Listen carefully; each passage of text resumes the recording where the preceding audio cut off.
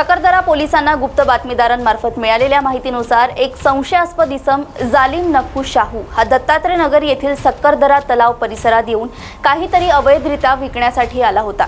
पोलिसांनी लगेच डीबी पथकासह घटनास्थळ गाठले व इसमास ताब्यात घेऊन एक गावठी कट्टा आणि 3 जिवंत काडतूस जप्त करण्यात आले आहे। सदर गुन्ह्याबाबत आम्हाला गुप्त बातमीदारामार्फत माहिती मिळाली की एक जालिम नक्कू शाहू नावाचा एक इसम हा दत्तात्रय नगर फायर ब्रिगेड ऑफिसची जे पाठीमागेचा गल्ली आहे जे लेक गार्डन ते सुंदरी वस्त्याकडे जाते या ठिकाणी तो व्यक्ती एका टू व्हीलरवर आलेला असून तो कुणाला तरी विकण्यासाठी त्या ठिकाणी आलेला आहे अशी आम्हाला गुप्त बातमीदारामार्फत माहिती मिळाली।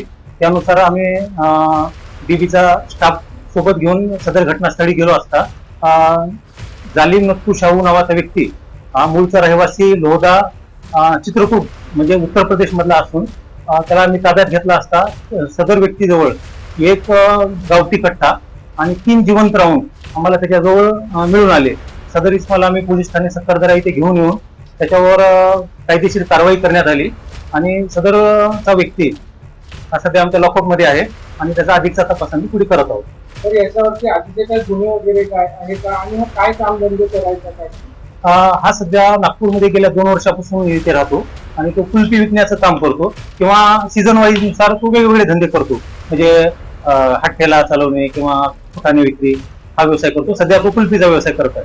ह्याच्या आधी त्याने कट्टी विकल्याची आमच्यापाशी अधिकृत माहिती नाही आणि त्याचाच आम्ही आता तपास करत आहोत। कशा प्रकारे कस्टमर अधिकची माहिती भेटली नाही, तपास करत आहोत।